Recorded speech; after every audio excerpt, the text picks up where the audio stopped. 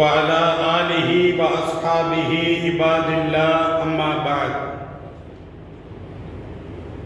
فقد قال الله تعالى في كلامه القديم الفرقان المجيد أعوذ بالله من الشيطان الرجيم بسم الله الرحمن الرحيم ولا يظلم ربك أحدا صدق الله العظيم. قال النبي صلى الله عليه وسلم أتدرون ما المفلس؟ قالوا المفلس فينا من لا درهم له ولا متاع. فقال رسول الله صلى الله عليه وسلم إن المفلس من أمتي من يأتي يوم القيامة بصلاة وصيام وزكاة أو كما قال عليه الصلاة والسلام. அளவற்ற அருளாளன் நிகரற்ற நிறைந்த அன்பாளன் எல்லாம் அல்ல அல்லாஹ்வின் திருப்பெயரை போற்றி அகில உலகத்திற்கு அற்புடையாக அருளப்பட்ட அண்ணல் நபிகள் நாயகம் ஸல்லல்லாஹு அலைஹி வஸல்லம் அவர்களை போற்றி எனதுரையை ஆரம்பம் செய்கின்றேன். கண்ணியமிக்க அல்லாஹ்வின் நல்லடியார்களே, நபி ஸல்லல்லாஹு அலைஹி வஸல்லம் அவர்கள் தெரிவிக்கக்கூடிய ஒரு பொன்மொழி முஸ்லிம் ஷரீஃபிலே 5037 ஹதீஸாக பதிவு செய்யப்பட்டிருக்கிறது. ஸல்லல்லாஹு அலைஹி வஸல்லம் அவர்கள் தமது தோழர்களை பார்த்து கேட்பார்கள், அத்ததுரூன மல் முஃப்லிசு. முஃப்லிஸ் என்று சொன்னால் திவாலாகி போனவன். அப்போ உங்களில் திவாலாகி போனவர் யார் என்று நீங்கள் அறிவீர்களா என்று ஸல்லல்லாஹு அலைஹி வஸல்லம் அவர்கள் கேட்ட பொழுது காலு சஹாபாக்கள்லாம் சொல்றாங்க, அல் முஃப்லிசு ஃபீனா, எங்களில் திவாலாகி போனவர் யார் என்றால் மல்லா திர்ஹம லஹு வலா மதா, யாரிடத்திலே வெள்ளி காசு இல்லையோ, தீனார்னா தங்க காசு, திர்ஹம்னா வெள்ளி காசு. அப்ப யாரிடத்திலே வெள்ளி காசு இல்லையோ, யாரிடத்திலே எந்த ஒரு சொத்தும் ஒரு பொருளும் இல்லையோ, அவர்தான் எங்களில் திவாலாகி போனவர் என்று சஹாபாக்கள் இந்த உலகத்தை கவனித்து ஸல்லல்லாஹு அலைஹி வஸல்லம் அவர்களிடத்துல சொல்றாங்க. இப்ப பேங்க் திவாலாகி போயிடுச்சு அப்படின்னா கஸ்டமர்களுடைய பணங்களை அந்த பேங்கால் கொடுக்க முடியாது. பேங்க் திவாலாகிடுச்சுன்னு அர்த்தம். ஒரு தனி நபர் அவர் திவாலாகி போனார் என்று சொன்னால் அவர் வாங்கிய அந்த கடன் என்பது அவருடைய மூலப்பொருட்களை விட அதிகமாக இருக்கும். அவருடைய சொத்து பத்துக்களை விட, அவருடைய செல்வங்களை விட, அடைக்க முடியாத அளவுக்கு மூலப்பொருளை விட கடன் மிகைத்திருந்தால் இவர் எல்லாமே கொடுத்தும் கடன் அடையாது. அப்ப இதுதான் திவாலாகி போனவர். அப்ப ஸல்லல்லாஹு அலைஹி வஸல்லம் அவர்கள் இப்படி கேட்ட பொழுது சஹாபாக்கள் இந்த உலகத்தை கவனித்து சொல்லுவார்கள், எங்களிடத்திலே யாரிடத்திலே பணங்காசு இல்லையோ, வெள்ளிக்காசு இல்லையோ, எந்த பொருளும் எந்த சொத்தும் இல்லையோ, யார் ஓட்டையாண்டியாக போய்விட்டானோ, எல்லாவற்றையும் இழந்து விட்டானோ, அவன்தான் நம்மிலே திவாலாகி போனவர் என்று சஹாபாக்கள் ஸல்லல்லாஹு அலைஹி வஸல்லம் அவர்களிடத்திலே பதில் கூறுவார்கள். அப்ப ஸல்லல்லாஹு அலைஹி வஸல்லம் அவர்கள் மறுமையை கவனித்து சொல்றாங்க. அப்ப திவாலாகி போனவன், உண்மையான முறையில சொத்தை இழந்தவன், தன்னுடைய எல்லா பொருளையும் இழந்தவன் யார் தெரியுமா? இன்னல் முஃப்லிஸ மின் உம்மத்தி, எனது சமுதாயத்தில் திவாலாகி போனவன், ஓட்டையாண்டி யார் தெரியுமா? மன் யகதி யௌமல் கியாமா, அவன் நாளை மறுமை நாளிலே கொண்டு வருவான். பிஸலாத்தின், தொழுகையை கொண்டு வருவான். ஐங்கால தொழுகைகளை தொழுதிருப்பார், தஹஜ்ஜத் தொழுதிருப்பார், ரமலானில் இரவு நேர தொழுகைகளை தொழுதிருப்பார், ரமலானில் தராவீஹ் தொழுகைகளை தொழுதிருப்பார், ஜும்மா தொழுதிருப்பார். அப்ப அவர் தொழுகையை கொண்டு வருவார். வசியாமின், நோன்பை கொண்டு வருவார். ரமலான் மாதத்திலே கடமையான நோன்பை நோற்றிருப்பார், 6 நோன்பை நோற்றிருப்பார், அரஃபா நோன்பை நோற்றிருப்பார். மாதத்தில் 3 நாட்கள் பிறை 13, 14, 15 ஐயாமுல் பீல் அந்த நோன்பை நோற்றிருப்பார். ஆஷுரா நோன்பை நோற்றிருப்பார். வாரத்தில் 2 நாட்கள் நோன்பு, திங்கள் வியாழன் சுன்னத்தான அந்த நோன்பை நோற்றிருப்பார். அந்த நோன்பையும் கொண்டு வருவார். ஒட்டுமொத்தமாக நஃபிலான, சுன்னத்தான, பர்வான எல்லா நோன்புகளையும் நோற்று மறுமையில் அவர் கொண்டு வருவார். வஸகாத்தின், இந்த உலகத்தில் கடமையான ஜக்காத்தை கொடுத்திருப்பார், உபரியான ஜக்காத்தை கொடுத்திருப்பார், ஜகாத்துல் ஃபித்ரை கொடுத்திருப்பார், சதக்கத்துன் ஜாரியாவை கொடுத்திருப்பார். அப்ப எல்லா தர்மங்களையும், கடமையான தர்மம் உட்பட எல்லா தர்மங்களையும் அவர் கொண்டு வருவார். இந்த உலகத்துல எல்லா தொழுகைகளையும் தொழுது மறுமையில் சேகரித்து கொண்டு வருவார். இந்த உலகத்தில் எல்லா நோன்புகளையும் நோற்று மறுமையில் சேகரித்து கொண்டு வருவார். அப்ப இந்த உலகத்தில் கடமையான நஃபிலான தான தர்மங்களை செய்து அந்த நன்மைகளை அவர் கொண்டு வருவார். அப்ப இவர் ஓட்டையாண்டி, இவர் தான் உண்மையான திவாலாகி போனவன், ஓட்டையாண்டி ஸல்லல்லாஹு அலைஹி வஸல்லம் அவர்கள் சொல்றாங்க. அப்ப ஒட்டுமொத்தமாக நன்மையின் பொக்கிஷங்களை அள்ளி நாளை மறுமையிலே அவர் கொண்டு வருவார். எந்த நிலையில் தெரியுமா? வயதி கது சதமஹாபா, எல்லாவற்றையும் செய்திருக்கக்கூடிய, நல்லவங்களை செய்திருக்கக்கூடிய இந்த மனிதரை திட்டிருப்பார். ஸல்லல்லாஹு அலைஹி வஸல்லம் அவர்கள் சொல்றாங்க, சிபாபுல் முஸ்லிமி ஃபுசூகுன், ஒரு முஸ்லிமை திட்டுவது பாவம் என்று ஸல்லல்லாஹு அலைஹி வஸல்லம் அவர்கள் சொல்றாங்க. ஒரு தாய் பிள்ளையை திட்டுவதோ, ஒரு தகப்பன் தனது மகனை திட்டுவதோ, ஒரு அண்ணன் தம்பியை திட்டுவதோ, அல்லது ஒருவர் மற்றவரை திட்டுவதோ எனது பாவமான காரியம் என்று ஸல்லல்லாஹு அலைஹி வஸல்லம் அவர்கள் பதிவு செய்த இந்த ஹதீஸ் புகாரி ஷரீஃபிலே பதிவு செய்யப்பட்டிருக்கிறது.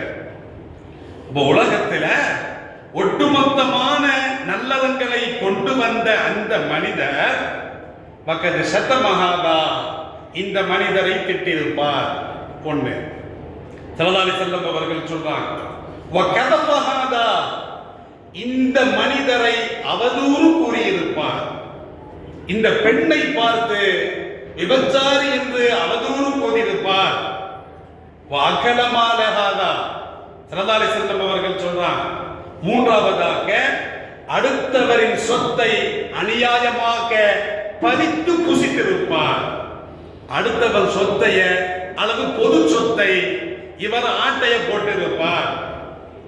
நான்காவதாக ஸல்லல்லாஹு அலைஹி வஸல்லம் அவர்கள் சொல்லுகின்ற பொழுது வஸஃபக தமஹாதா, இந்த மனிதரை கொலை செய்து அவரின் இரத்தத்தை ஓட்டியிருப்பார், கொலைகார பாவியாக இருப்பார். ஐந்தாவதாக ஸல்லல்லாஹு அலைஹி வஸல்லம் அவர்கள் சொல்லுகின்ற பொழுது வலரபஹாதா, இந்த மனிதரை அடித்திருப்பார். இவ்வளவு அனிச்சாட்டியங்களை, இவ்வளவு அநியாயங்களை, இவ்வளவு அத்துமீறல்களை இந்த மனிதர் செய்திருப்பார். தொழுகையாளியாக இருப்பாரு, நோன்பாளியாக இருப்பாரு, ஹஜ்ஜி செய்த ஹாஜியாக இருப்பாரு, ஜக்காத்தை கொடுத்திருப்பாரு. அப்படி உண்மையான மூமினாக இந்த உலகத்தில் இருந்தாலும் மனித உரிமை மீறல்களில் அவர் ஈடுபட்டிருப்பார். இந்த 5 விதமான பாவமான காரியங்களை அவர் செய்திருப்பார். இவர்தான் திவாலாகி போனவன். எல்லா தொழுகை இருந்து, எல்லா நன்மையும் இருந்து அல்லாஹ் என்ன செய்வான் தெரியுமா? நபி ஸல்லல்லாஹு அலைஹி வஸல்லம் அவர்கள் சொல்லுகின்ற பொழுது அங்கே வழக்கு விசாரணை வரும். நாளை மறுமையில இவர் தொழுகையாளியாக இருப்பார், இவரால் பாதிக்கப்பட்டவர், இவர் யாரை பேசியிருப்பாரோ ஏசிருப்பாரோ அவர் அல்லாஹ்விடத்திலே வந்து முறையிடுவார். இறைவா, இவன் பெரிய தொழுகையாளி நினைக்கிறியா? இவன் பெரிய ஹாஜி நினைக்கிறியா? இவன் பெரிய நோன்பாளி நினைக்கிறியா? சத்தமகாதா, என்னை இவன் திட்டினான். அந்த மனிதர் முறையிடுகின்ற பொழுது அல்லாஹ் என்ன செய்வான் தெரியுமா? இவன் செய்த தொழுகை நன்மைகள், நோன்பு நன்மைகள், தான தர்மங்கள் நன்மைகள், இந்த நன்மைகளை அல்லாஹ் அள்ளி பாதிக்கப்பட்டவனுக்கு கொடுத்து விடுவான். கண்ணியமிக்கவர்களே, இந்த ஹதீஸ்ல ஸல்லல்லாஹு அலைஹி வஸல்லம் அவர்கள் சொல்லுகின்ற பொழுது, இந்த ஹதீஸ் புகாரியிலே பதிவு செய்யப்பட்டிருக்கிறது. 2449. யார் இந்த உலகத்தில் தனது சகோதரனுக்கு மானம் விஷயத்திலோ மரியாதை விஷயத்திலோ அநியாயம் செய்திருந்தால் அந்த மனிதன் இந்த உலகத்திலேயே பாதிக்கப்பட்ட மனிதனிடத்திலே மன்னிப்பை கேட்டுக்கொள்ளட்டும், பரிகாரத்தை தேடிக்கொள்ளட்டும். ஸல்லல்லாஹு அலைஹி வஸல்லம் அவர்கள் சொல்றான், எதுக்கு தெரியுமா? பாதிக்கப்பட்ட அந்த மனுஷனுக்கு நாளை மறுமையிலே பரிகாரம் என்பது லா யகூன தீனாருன் வலா திர்ஹமுன். அங்கே பாதிக்கப்பட்ட மனுஷனுக்கு நஷ்ட ஈடாக எந்த தீனாரையும் கொடுக்க முடியாது, எந்த திர்கத்தையும் கொடுக்க முடியாது. அந்த உலகத்துல தீனார் உண்டா மறுமையில? அல்லது பணங்காசுகள் உண்டா? பாதிக்கப்பட்ட மனுஷனுக்கு நஷ்ட ஈடாக பணங்காசு கொடுப்பதற்கு. அப்ப தீனாரோ திர்கமோ செல்வதற்கு முன்னால், செல்லாதது செல்லாமல் போகிவிடும், அதற்கு முன்னால் இந்த உலகத்தில பாதிப்பை ஏற்படுத்திய மனுஷன் பாதிக்கப்பட்டவனிடத்திலே பரிகாரத்தை தேடிக்கொள்ளட்டும் என்று என் பெருமான் ஸல்லல்லாஹு அலைஹி வஸல்லம் அவர்கள் சொல்றான். ஏனென்று சொன்னால் அந்த நாளில் அமல் மாத்திரம்தான் இருக்கும். ஒரு மனிதன் இறந்து விட்டால் இறந்த ஜனாசாவை 3 செயல்கள் பின்தொடர்கிறது. ஸல்லல்லாஹு அலைஹி வஸல்லம் அவர்கள் சொல்றாங்க, இறந்த பிறகு ஒன்று குடும்பம் அந்த ஜனாசாவை பின்தொடருது, இரண்டாவது வாரிசு அந்த ஜனாசாவை பின்தொடருது. இந்த குடும்பமும் இந்த வாரிசும் கபூர்ல அடக்கப்படுவதற்கு முன்னால் வரைக்கும் தான் இருக்கும். அங்க அத்தா மண்டை போட்டார்னா சொத்துக்கு சண்டை வரும். அப்போ குடும்பம் சொத்தை பிரிப்பதிலே ஈடுபடுவார்கள். கடைசியில சொத்தை எல்லாம் குடும்பத்தினர்கள் பிரித்து விட்டார்கள் என்று சொன்னால் அந்த குடும்பமும் அந்த சொத்தும் அந்த ஜனாசாவை கை கழுவி அம்போ என்று விட்டுவிடும். அப்படி விட்டுருந்தாங்களா இல்லையா? நேர இந்த ஜனாசாவை மண்ணறையில் அடக்கம் செய்கின்ற பொழுது 3வது ஒன்று அதுதான் நிரந்தரமாக அந்த ஜனாசாவை தொடரும். அது என்னது? அவனுடைய அமல். நன்மையாக இருந்தாலும் தொடரும், தீமையாக இருந்தாலும் தொடரும். எனவே தான் ஸல்லல்லாஹு அலைஹி வஸல்லம் அவர்கள் இந்த ஹதீஸிலே சொல்லி காட்டுகின்ற பொழுது, இன் கான லஹு அமலுன் சாலிஹன், பாதிப்பை ஏற்படுத்தியவன் இந்த உலகத்தில் நல் அமலை செய்தால் என்ன செய்ய முடியும் தெரியுமா? இந்த உலகத்திலேயே பிரச்சனையை தீர்த்து வைக்கணும். மரணத்திற்கு முன்னாலேயே நான் என்னென்ன செஞ்சேன், பாவம் செஞ்சேன், பாதிக்கப்பட்டவன்கிட்ட போய் மன்னிப்பு கேட்டு சமாதானமாக சென்று விட வேண்டும். அப்படி சமாதானமாக செல்லாத பட்சத்தில் இந்த மனிதன் நல் அமலை இந்த உலகத்தில் செய்த போதிலும் பாதிக்கப்பட்டவன் நாளைக்கு வருவான். இந்த அளவுக்கு ஸல்லல்லாஹு அலைஹி வஸல்லம் அவர்கள் சொல்றாங்க, 2 ஆடுகள் சண்டை போட்டு கொம்புள்ள ஒரு ஆடு இன்னொரு ஆட்டை முட்டினாலும் கூட அதற்கும் நாளை மறுமையிலே பழி தீர்க்கப்படும், பரிகாரம் வழங்கப்படும் என்று ஸல்லல்லாஹு அலைஹி வஸல்லம் அவர்கள் சொல்றாங்க. அப்ப இந்த உலகத்தில் அவன் நன்அமல்கள் செய்தால் நாளையில பணங்காசு இருக்காது. கடைசியில எந்த அளவுக்கு இவன் பாதிப்பை ஏற்படுத்தினானோ அந்த பாதிக்கப்பட்டவனுக்கு இவனுடைய நல்லறம் அப்படியே பிடுங்கப்படும். அப்படியே பிடுங்கப்பட்டு பாதிக்கப்பட்டவனுக்கு இவனுடைய தொழுகை நன்மைகள் வழங்கப்படும், இவனுடைய நோன்பின் நன்மைகள் வழங்கப்படும், அப்ப இவனுடைய ஜக்காத்தின் நன்மைகள் வழங்கப்படும், இவனுடைய ஹஜ்ஜின் நன்மைகள் வழங்கப்படும், இவனுடைய உம்ராவின் நன்மைகள் வழங்கப்படும்.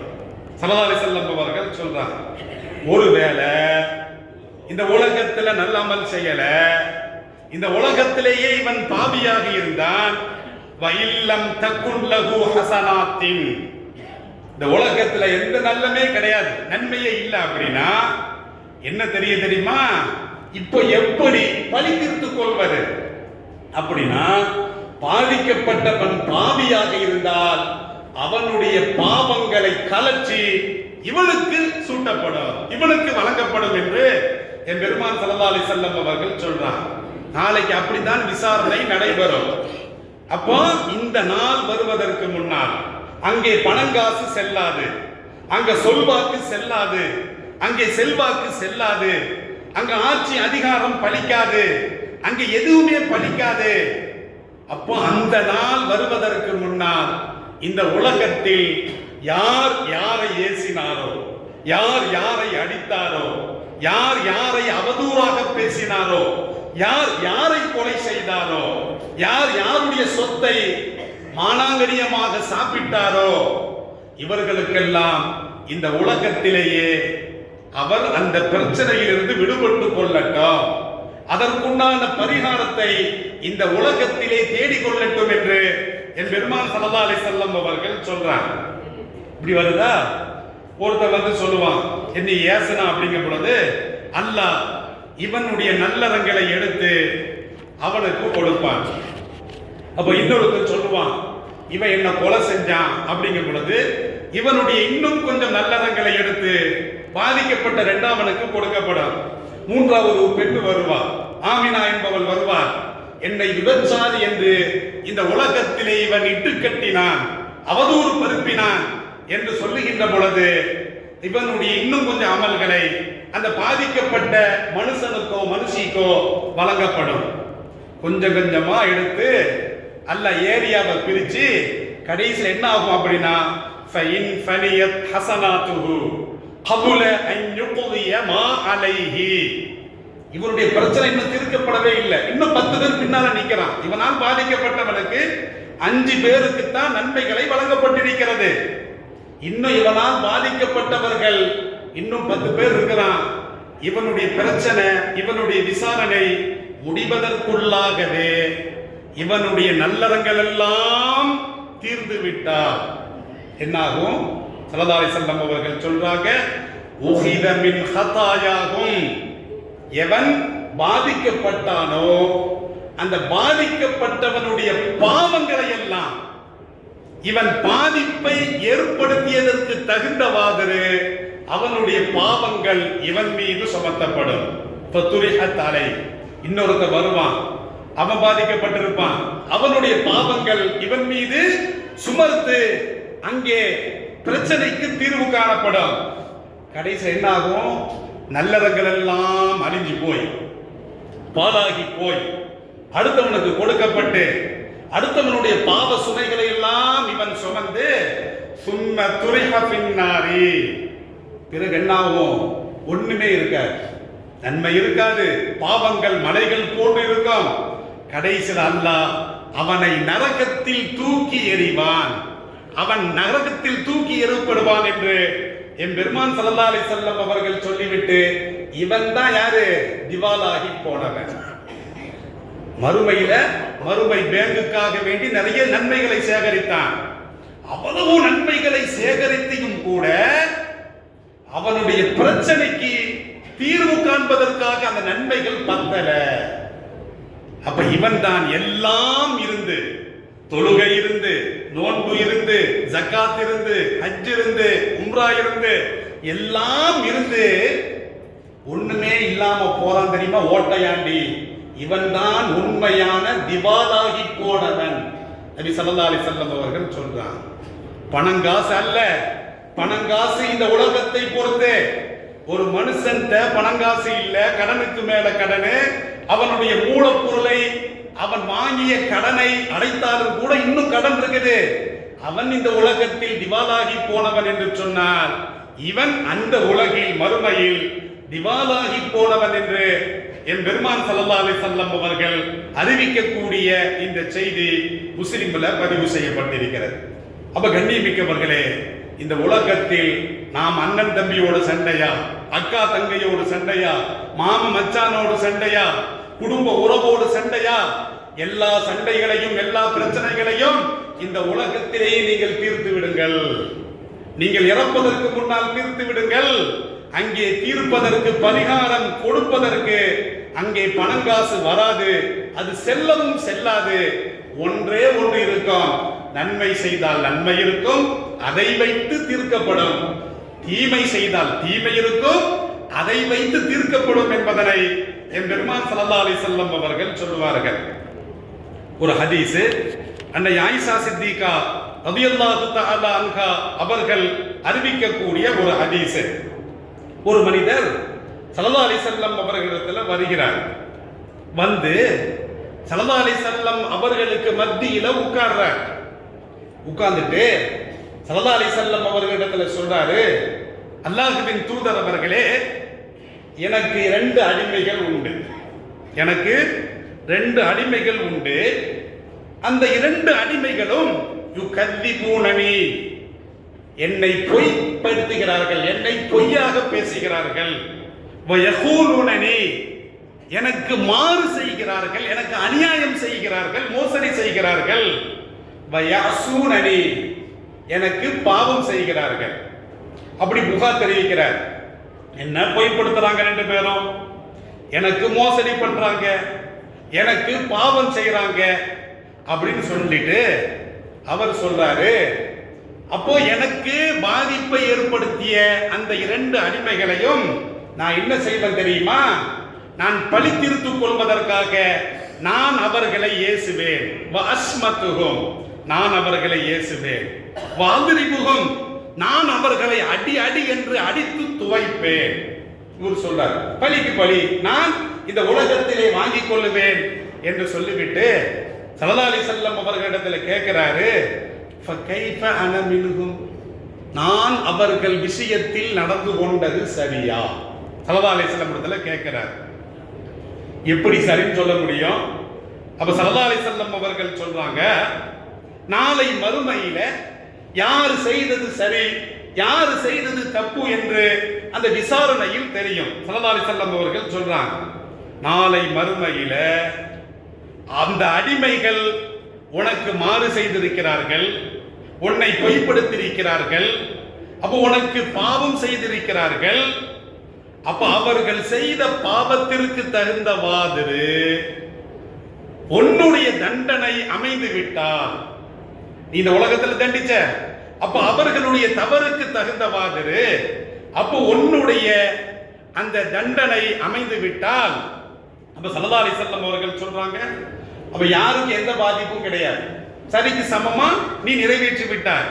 அப்ப உன் மீதும் குற்றம் கிடையாது, அந்த அடிமைகள் மீதும் குற்றம் கிடையாது என்று ஸல்லல்லாஹு அலைஹி வஸல்லம் அவர்கள் சொல்லிவிட்டு, இரண்டாவது ஸல்லல்லாஹு அலைஹி வஸல்லம் அவர்கள் சொல்றாங்க, அவன் தப்பு செய்ததை விட நீ தண்டித்தது குறைவாக இருக்கிறது, அப்படி இருக்கட்டும். அப்படின்னா அப்ப கான ஃபதுலன் லக்க, அது உனக்கு சிறப்பானது, நீ மன்னிச்சு விட்டு இருக்கிற. அவர்களுடைய தப்பை விட உன்னுடைய தண்டனை கண்டிப்பு குறைவாக இருந்தால் கான ஃபதுலன் லக்க, உனக்கு உபரியான நன்மை கிடைக்கும் என்று என் பெருமான் ஸல்லல்லாஹு அலைஹி வஸல்லம் அவர்கள் சொல்லிவிட்டார்கள்.